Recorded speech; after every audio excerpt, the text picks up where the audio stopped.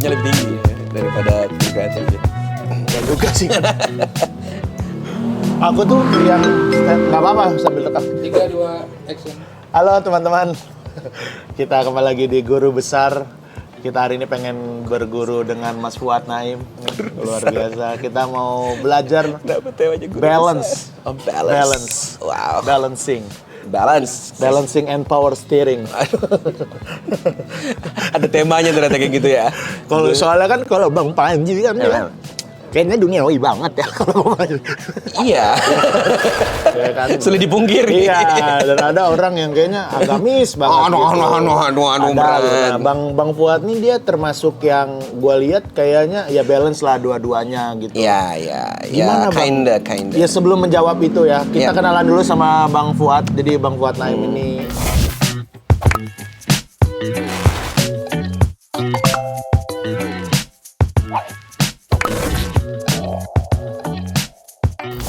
apa bisa dibilang konten kreator? Iya, boleh? influencer lah. Influencer, konten kreator. Sekarang lagi aktif di Yuk Ngaji TV ya Bang ya, Yuk Ngaji TV. Boleh jelasin dulu tuh Bang, Yuk Ngaji TV itu apa Bang? Ya, jadi Yuk Ngaji itu adalah komunitas hijrah gitu, tapi yang deket sama anak-anak muda dan ngebawa warna baru di dunia hijrah. Yang tadinya hijrah tuh harus image citranya gimana ya, kayak kaku gitu kan ya. Nah, ini ternyata anak hijrah juga bisa main kok gitu. Nah, terus punya channel namanya YNTV. Di situ jadi ajang untuk seru-seruan. Dan kita terbiasa terima komen-komen, "Woi, udah sejam nih, mana ngajinya?" gitu. Ya karena tadi Justru itu ya. ngaji itu kan mengkaji. Iya. Mengkaji itu kan gimana caranya pemahaman nyampe kan. Nah, nyampe itu kan bisa lewat ketawa, bisa lewat musik, apa-apa aja gitu sebenarnya. Woi, bahkan musik. Gue ngeliat iya kajian yang waktu di Bogor tuh ada yang main musik. Iya, ya? Jadi dari lagu terus kita bisa ambil hikmah kan dari situ. Ya udah kan mengkaji, bukan ngaji tuh kayak murotal baca Al-Qur'an itu bukan. Iya. Kan ada yang saklek banget tuh yang wah musik nggak boleh gitu. apa. Ya ada boleh, juga memang gitu. saudara-saudara kita yang kayak gitu. Kita menghargai lah pilihan mereka. Pasti mereka juga punya pendapat juga ya tentang itu. Begitu, pasti ada. Nah kalau Yuk Ngaji ini berarti yang menjalankan itu komunitas ya berarti? Komunitas, betul. Kalau gue ibaratnya, kalau gue nggak komunitasnya kan, gue di pusatnya kan, influencernya gitu. Tapi dia punya kayak 30 sekian regional gitu di daerah. Jadi, jadi gue nggak ngurus manusianya. Karena gue malas ketemu orang. Jadi kalau lo di komunitas, misalkan gue mau ikut Yuk Ngaji nih, nah di daerah tuh ada mirip kayak stand up Indo lah, ada komunitasnya gitu. Cuman guanya tidak tergabung di komunitasnya. Kalau komunitas berarti harus ngurusin orang kan. Nah, gua di pusat jadi influencernya gitu. Makanya di YouTube-nya aktif di IG dan lain-lain gitu, Bang. Nah, kan gua bilang juga kan tadi kan kalau kan gue itu bikin sama ada Pak Ustadz Ambi Adahla. Iya, benar. Sebenarnya visinya sebenarnya hampir sama kayak Yuk Ngaji sebenarnya. Gimana sih berdakwah itu dengan fun gitu, menyenangkan gitu, dan anak-anak muda tuh mau belajar gitu dengan cara yang ya se-fun itu gitu. Tapi sampai sekarang tuh kayak buat ngejalaninnya itu tuh kayak masih susah gitu. Tapi kalau Bang Fuad tuh gimana tuh? Yang bikin susah dari apanya NTV tuh? Kayaknya gue kayak lebih terlalu duniawi kayaknya. Itu yang bikin berat kayaknya ya. Enggak, maksudnya kayak dari ya karena lu juga udah punya tim gitu. Iya. Jalannya lebih sekarang enak. udah, Maksudnya secara umum ngejalaninya kalau NTV gimana tuh Bang? Jadi kalau di kami itu yang gini, kalau gua ngeliatnya kan kayak lu nge-host kan gitu kan. Nah kalau di kami tuh tergantung potensinya. Oh gitu. Ya, jadi dilihat dulu lu potensinya apa. Kalau gue bisa nge-host, ya udah lu nge-host. Lu bisa apa? Gue bisa stand up comedy, lu stand up comedy. Lu bisa nyanyi, ya udah lu nyanyi gitu. Jadi nyesuaiin sama supaya kitanya juga nyaman gitu. Jadi kita nggak ngambil peran ustadznya. Ustadznya juga ya jadi ustadz di situ, sosoknya gitu. Udah kita ngambil peran yang kita bisa aja. Bahkan ada yang nggak terlibat di NTV-nya. Dia sibuknya mungkin di channelnya dia sendiri, tapi dia bagian dari kita gitu. Karena dia mungkin nggak bisa, jadwalnya nggak bisa misalkan. Tapi dia bisa di jadwal lain, di konten lain bisa. Jadi tadi nyesuaiin sama potensi masing-masing, itu yang bikin nggak bosan Bang. Jadi kita nggak ngerasa terpaksa gitu loh. Kayak tiap hari harus begini, itu nggak terasa terpaksa gitu. Makanya kadang beberapa konten pun harus disensor karena gue nggak dibatasin self censorship tuh nggak ada di kita. Jadi gue udah ngomong aja, nanti media yang nyesuaiin sesuai dengan standarnya INTV. Jadi kalau di channel gue bebas ngomong apa aja. Tapi kan di channel INTV kan ada standarnya karena kan channel agama gitu kan. Jadi mereka kadang sering banyak yang disensor gitu. Jadi udah tahu Fuad itu mereka julukannya Fuad mulutnya lancip gitu maksudnya. Jadi bagi mereka tuh gue udah gini aja udah parah bang, apalagi lu ya kayak.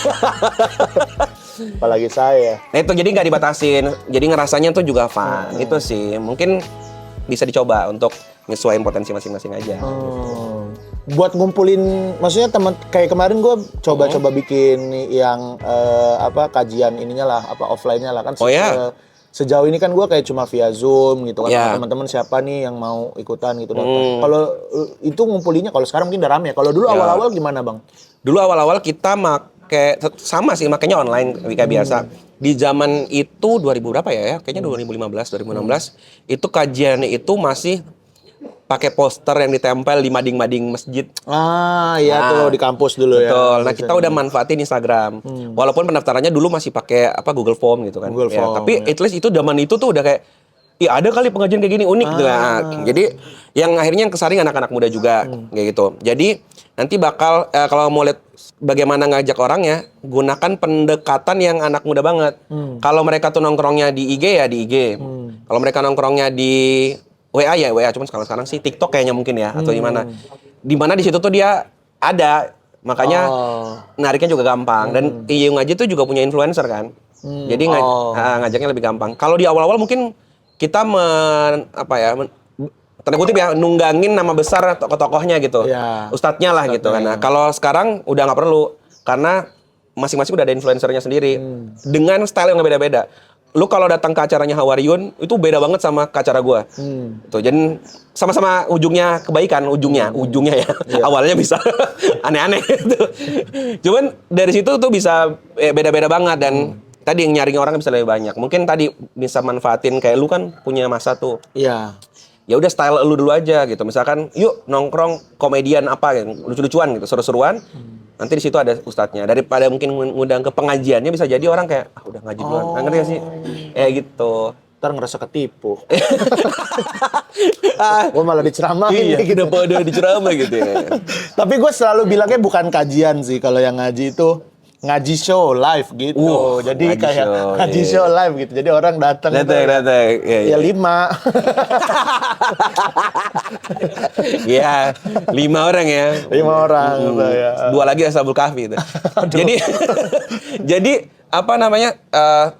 Lu bikin acara kayak ngaji tadi, lu bilang yang ngaji gitu ya. Terus orang akhirnya ngiranya itu kan acara ngaji.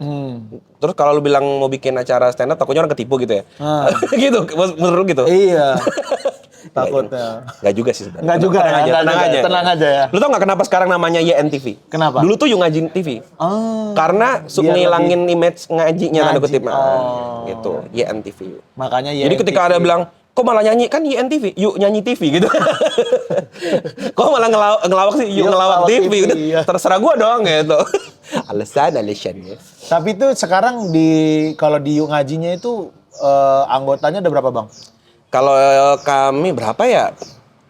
Kayak influencer itu ada kayak 4-5 orang gitu. Ustadznya ada kayak 3-4 orang. Udah sama kru, kalau kru lumayan lah banyak, ada 10 lah kayaknya. Nah gitu. Sama kan kalau dakwah itu kan nggak bisa perlu biaya juga kan bang? Betul sekali. Betul sekali. Dan itu gimana sih bang? Maksudnya kayak YNTV gitu menjalankan pasti itu beli kamera lah, lu buat apa ya sesimpel kayak masa Pak Ustadznya nggak dibeliin minum sih ya kan itu. Kadang-kadang kan orang ada yang bilang wah jual agama nih apa nih gitu. Padahal kan itu cuma buat kebutuhan operasional itu kan. Benar. Satu pertanyaannya itu gimana buat mendapatkan uang. Yang kedua gimana lu menanggapi komentar-komentar orang yang bilang walah lu agama dijual-jual gitu. Pasti ada dong yang kayak gitu. Ada dong. Ya, biasanya gue balas agama aja kalau nggak mau beli. Nggak bercanda. Kalau gimana? Jadi gini, mungkin lu nggak bakal percaya bahwa ini ada dan banyak orang juga nggak. Gini, Yung Ngaji itu anomali bang di antara komunitas-komunitas ngaji ya. Karena kita tuh nggak fundraising kayak.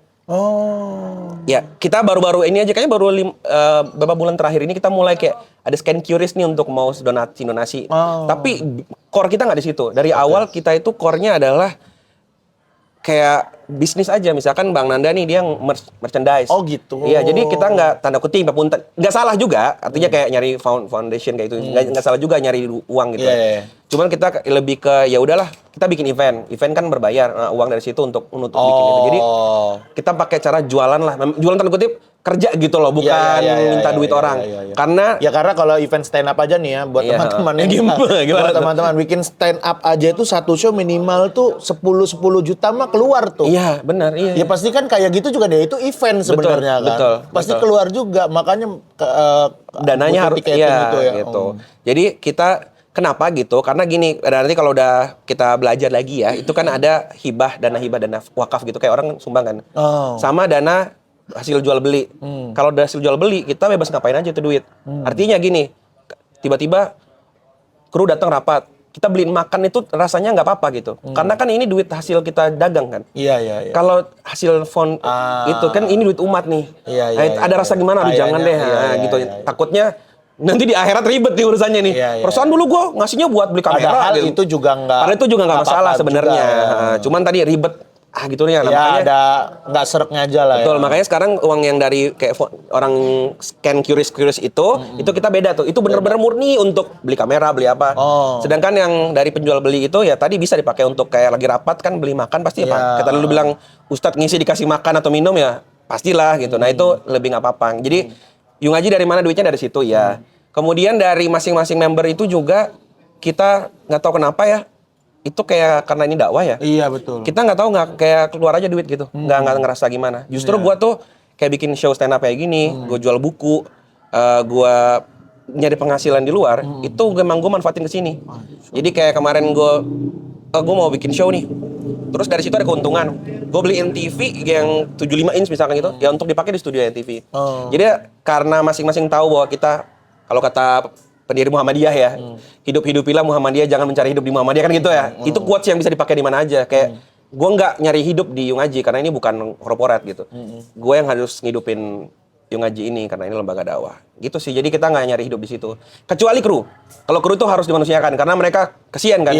Jadi harus kerja, ngedit apa. Mereka berarti sistemnya gajian. Kalau yang kru ya digaji. Editor betul. Gitu. Awalnya dulu waktu masih sedikit bang, kontennya apa masih kita aja.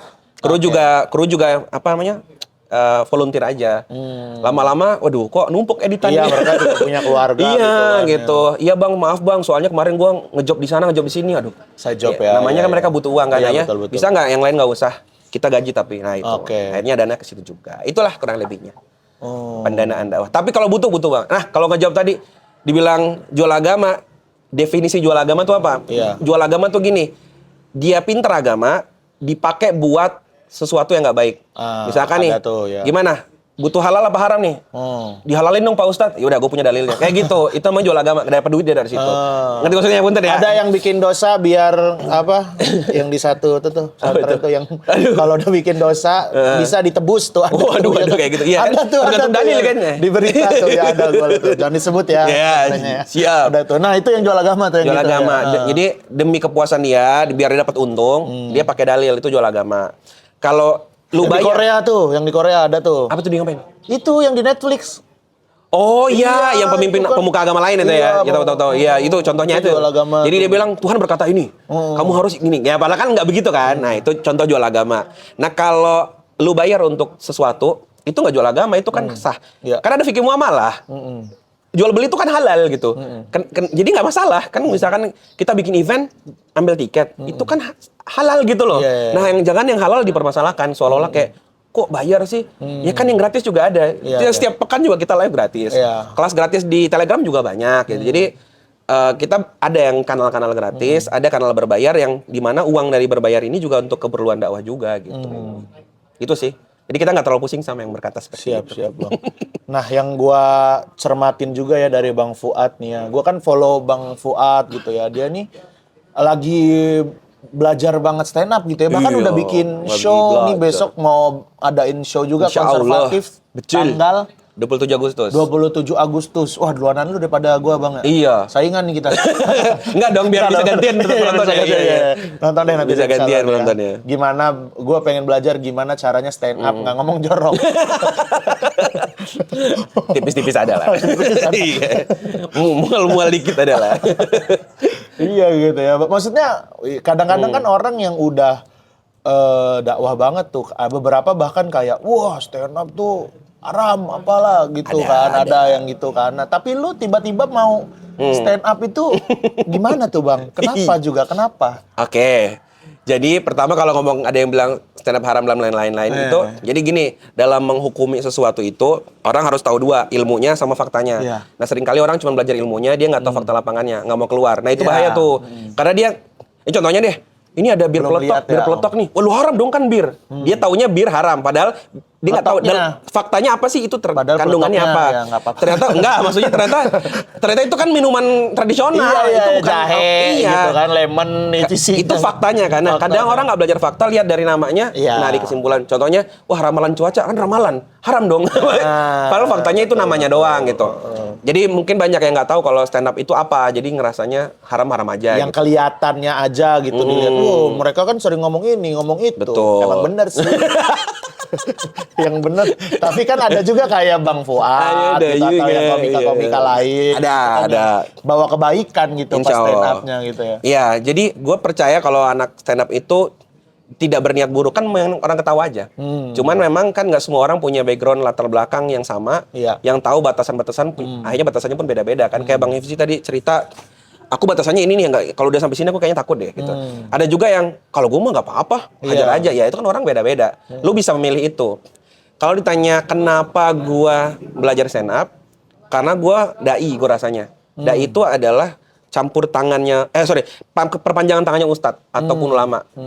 Mereka nggak mungkin main kotor tanda kutip. Biarlah mereka duduk memperdalami ilmu, jangan diganggu-ganggu. Kita yang bawa jamaah ke sana gitu loh. Maka tugas kami ini yang harus mikir nih gimana caranya. Dulu gue nyoba dakwah ke K-pop karena gue K-popers. Ini yang gue bisa ustadz gitu. Gue bisa jadi apapun gue coba nih. Alhamdulillah. Lumayan ya. Lumayan. Kita punya ini sekarang kayak komunitas untuk K-popers, ex-K-popers gitu, itu udah 19.000 orang di Telegram. Gokil. Jadi udah kita ibaratnya ngusahain apa yang kita bisa nih. Oke, gue bisa nyiar, gue bisa MC, gue bisa apa. Nah, gue bisa. Nah, gue ngelucu tuh hanya kayak kocak-kocak di live aja. Kayaknya bisa deh kalau dipelajari gitu. Nah, gue nyoba. Jadi sebagai apa sih, manuver dakwah aja. Kayaknya udah zamannya nih. Kayaknya bisa deh. Nah, gitu. Tapi dengan tanda kutip ya gue mencoba tulus. Tulus tuh nggak gimmick doang. Gue pengen belajar banget. Makanya gue sekarang bener. Belajar kepecahkan. Betul, gue ikut kelasnya pecahkan, tipis-tipis respectnya di Comika. Gue main ke Stand Up Indo Bogor. Ini lagi proses minta izin supaya bisa jadi anggota. Jadi open mic berturut-turut di sana. Gak usah lah. Pengaruh, Bang. Pengaruh ya, agak parah sih emang. Pengaruh buruk anak stand up. Udah lah, ngobrol-ngobrol sama gue aja. Bener ya? Iya. Bener nih Bang ya? Allah, gue tagih nih. Gue ke Tangerang nanti. Iya, siap-siap Bang, boleh Bang. Nih, pengaruh buruk. Udah Bang, lu Bang, gak usah. Nah, anak Bogor baik-baik. Ya. Sama, memang di show kemarin sebelumnya, gua kan judulnya Si Paling Hijrah.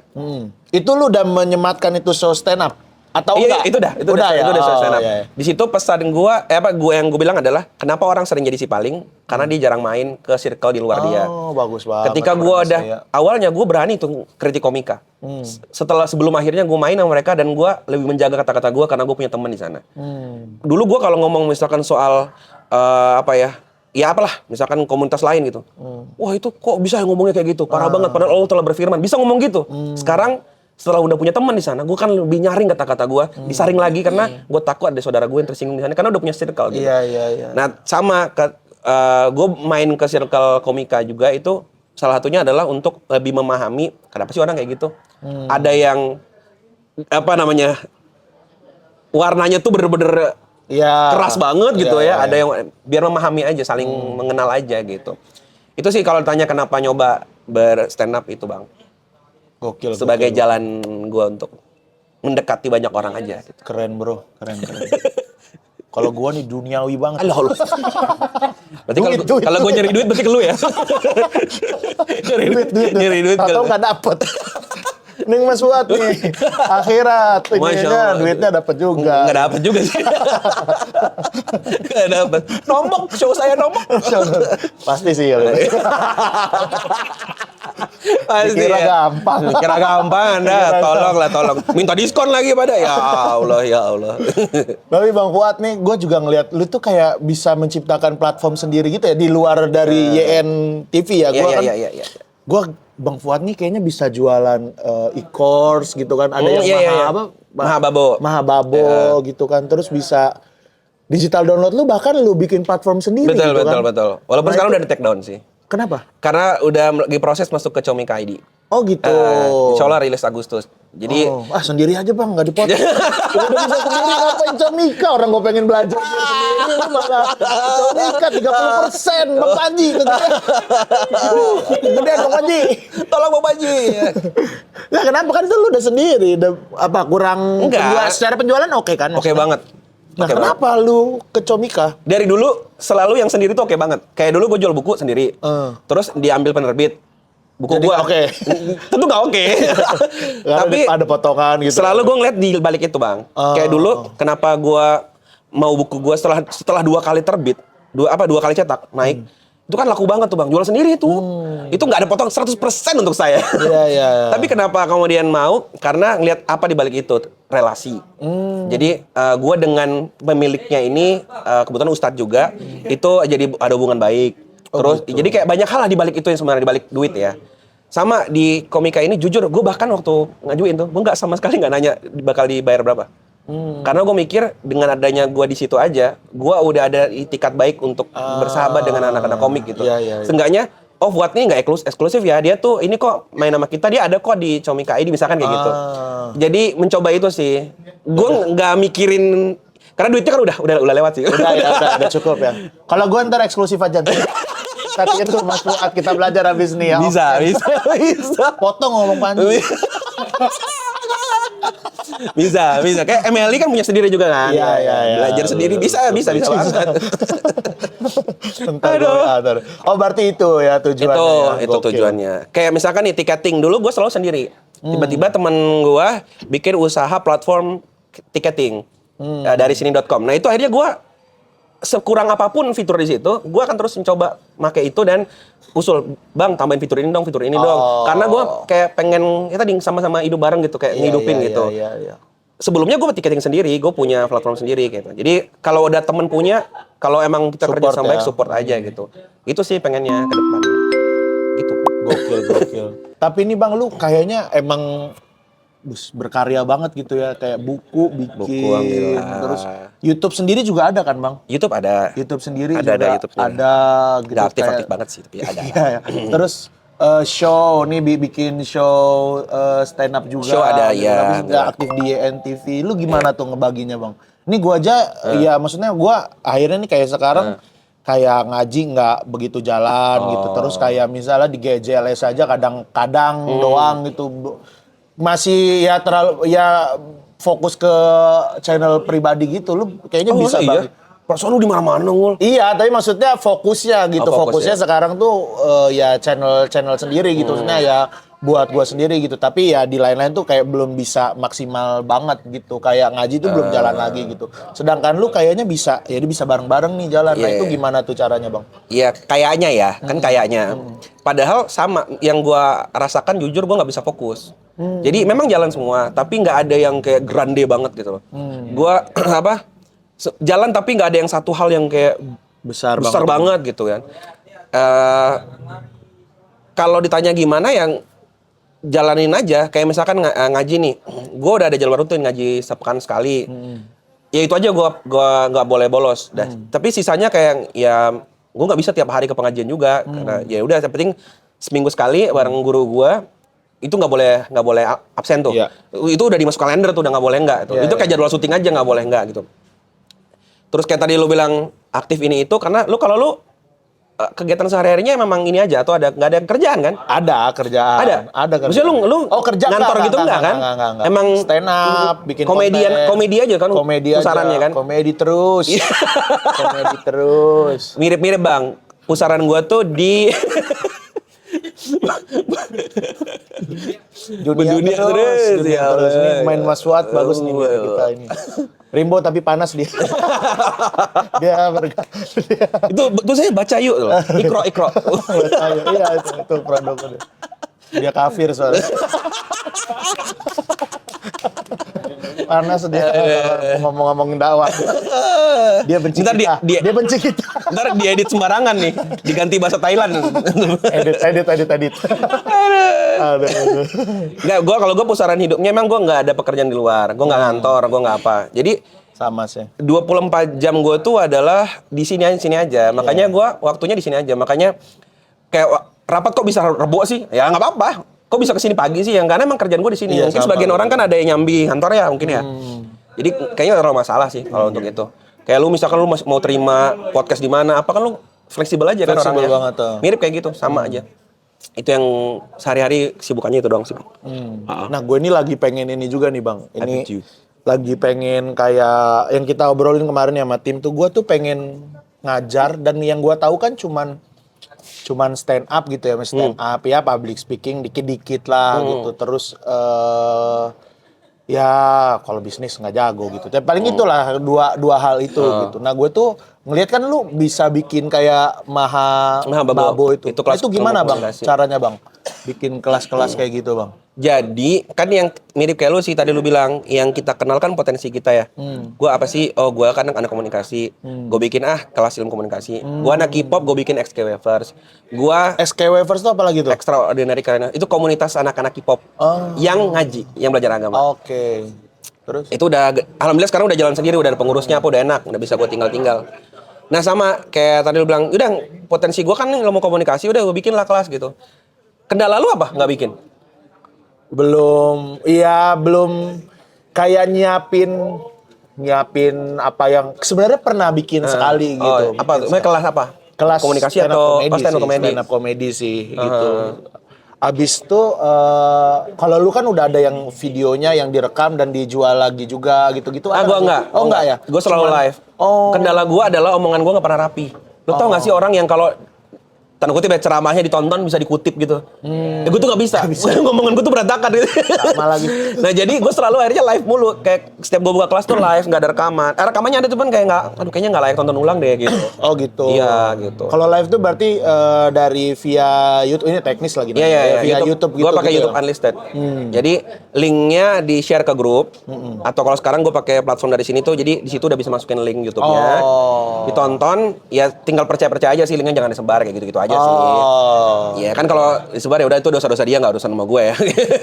Gak usah capek gue mikir ngurusin gitu, iya lah sih, itu terserah dia aja lah. Bang Panji tuh yang terlalu mikirin gitu. Bagus tapi profesional. Dunia. dunia. Nggak mau nge-share ilmu, Bang. Astagfirullah. Bang Panji enggak, Bang Panji? Secara junjunganku. Gue baru tahu loh kayak dia kan streamingnya ada kodenya yang itu yang kalau orang ngebajak kan bisa ketahuan gitu. Itu kan cukup keren loh. Keren itu ya. Di aplikasi Comikanya itu. Nah gue tuh belum sampai ke situ sih. Jadi live streaming yang gue pentingin tuh kalau teknis itu gampang Bang kok. Itu kan cuma pakai YouTube Unlisted apa. Yang gue selalu pikir tuh gimana caranya setiap kali mereka daftar lagi itu ada yang beda.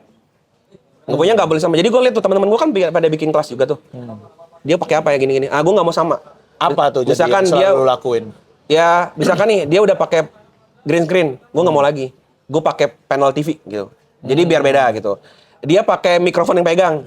Gue pakai yang ini gitu. Jadi pokoknya harus sesimpel itu ya bedanya. Simpel itu ya biar orang tuh ngerasa ini orang niat nih, dia mikirin kita kok, dia nggak niru-niru, dia nggak apa gitu.